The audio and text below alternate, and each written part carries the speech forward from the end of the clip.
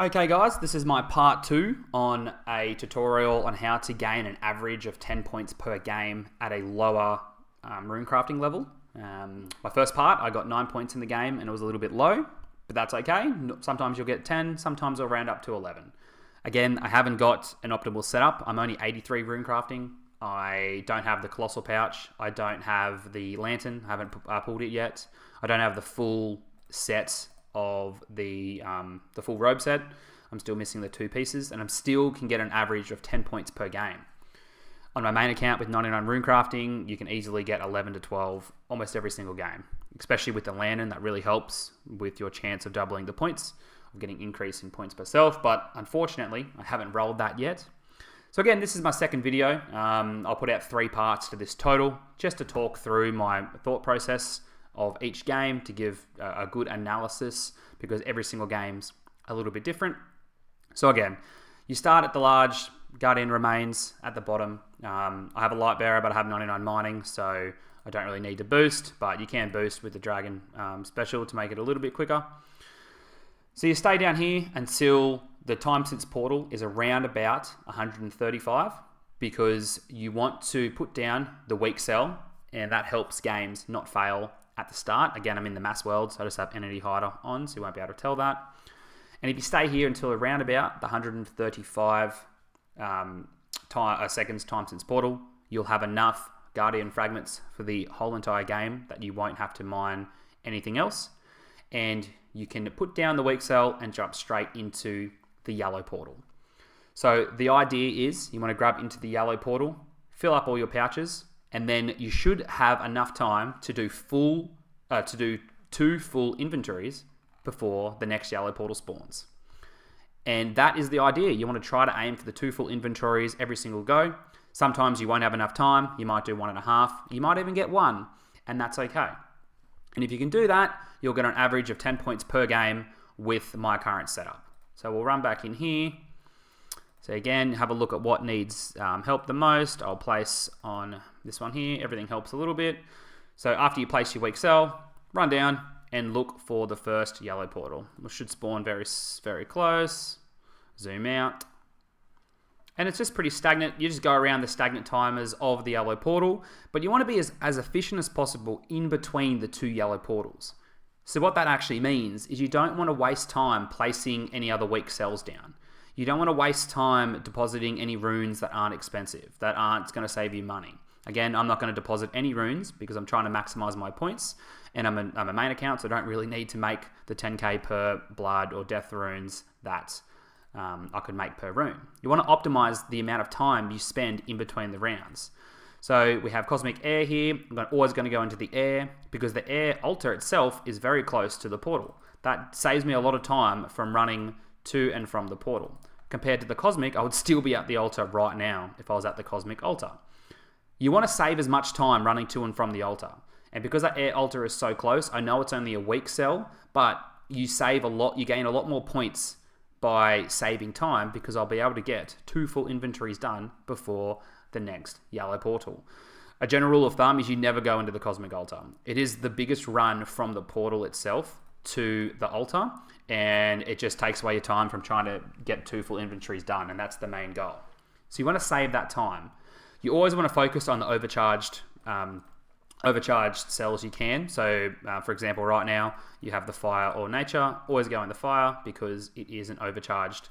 Oh, didn't need to place that down, because you get an overcharged cell from that. So you always want to try to prioritize the bloods, deaths, and fire runes if you can. Sometimes it's going to be too far of a hike to get there, and you don't want to lose that time. But mainly that's the only problem when the yellow portal is going to spawn. You want to make sure you have enough time to get back into that yellow portal. And that's a thought process you have to do. But after a couple games, the thought process is quite quick and easy, and you don't really have to think about it. Oh, so I have my giant pouch that just degraded. I probably should have fixed that before this game, but that's okay. That'll happen as well, and that's okay. So time since portal, you want to leave no later than 105, because you want to have enough time to be able to do everything you need to do and still make that yellow portal itself. So I'll probably jump in the bloods actually, And when you leave at 105, you have enough time to do your 2 full crafts and then jump in that south portal. If you leave a little bit later, by the time you finish your inventory, you won't have enough time to jump back in the portal, depending where it spawns. So I'll jump in here itself. I might quickly just Dark Mage Contact. Try to do this before each game. If you haven't got 99, you haven't got the RC Cape perk, but it doesn't take too long. Try to jump in here. I'll drop my bloods because I don't want those. Someone else can pick them up. Yeah, so I made 2 full inventories before that yellow portal spawned, and that's the goal. Sometimes you won't. Sometimes you'll have to go into a portal that's further away, or you'll have to do the NPC contact, and stuff like that's fine. That's why it averages out to be 10 points per game. So I'll power up. I know that I can go into the fire, so I'll run up here. Fire and bloods, there, I won't make those in time, so I'll go into the fire anyway to use the talisman. Again, you'll always want to try to focus on those overcharged cells because they'll give you more points. Oh, a couple of misclicks there. Drop all the runes, go out. So time since portal, 40 seconds. I know that with 40 seconds and I'm starting my first craft here, I'm not going to get 2 full inventories done before the next yellow portal. I'll probably get 1. Maybe I'll get 1 and maybe 20 more essence done, and that's okay. Again, I had to spend extra time in this round by fixing my pouch, and that takes away from your 2 full crafts. So if you can follow that idea of trying to minimize the amount of time between the 2 yellow portals, that way you'll be able to get 2 full crafts in, and you'll optimize your points. So let's go here. I'm going to recharge, place the cells down. I've got 5 seconds left to get into the fire portal. I don't know if I'll be able to do that. No, I missed it, so I'll go straight in next door to the nature. You want to try to get in there as quick as possible.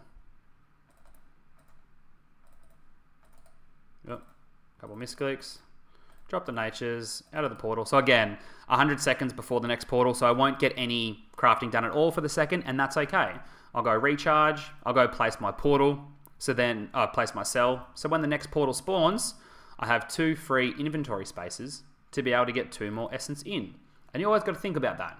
If you haven't got enough time to do your crafting, try to empty inventory when you can, because it saves 2 extra spaces, and then that could be some more points for the end of the game. So that's pretty much the thought process. You just go yellow portal, try to aim for the 2 full crafts when you can, and yeah, if you can keep doing that and follow the same starting system that I had with staying at the starting location about 10 seconds before the yellow portal starts, you'll have enough fragments and you will not have to mine during the game. Doing that strategy, you get around about 10 points per game, and you never have to spend time mining these, because if you spend time mining the Guardian parts, which is what a lot of people do, you could have mined them from the start and you get a lot more mining fragments from the very starting rock, because they give you, I think it's 4 to 5 per mine, and these give you less. You can spend more time doing that. You just want to optimize your runs themselves. So here I've got 85% left, so I'll probably get 2 more inventories done, which is really good because my points are looking quite well. So we've got Earth and Chaos. I know that it's a quicker run to the Earth altar than it is to the Chaos altar, so I'll go in there. Oh, it's probably similar actually. Oh, I think it's a little bit quicker. I want to try to get another full inventory done. A couple misclicks there. So I've got 70 seconds and 89%. So with that timing, I know that by the time the next yellow portal spawns, you're not going to make it because the game's going to be finished. And if that situation, just craft as much as you can until it gets to around about 97%. At 97%, you'll have enough time to power up, to place your cell, and to craft your next inventory, then power up and place your cell again before the game finishes. And don't get me wrong, you will get to a situation where you will miss the last power up. You'll have a full Guardian Stones here to power up, but you would have missed out. The game would have finished, and you're running back to the Guardian itself. And don't get me wrong, that is very frustrating when you have 50 power up essence and you miss that out, because that's a full point per game. So you want to make sure you leave before the 97%. That's very important. Because say if I left at 100%, you have the Guardian's power here, that game's going to finish.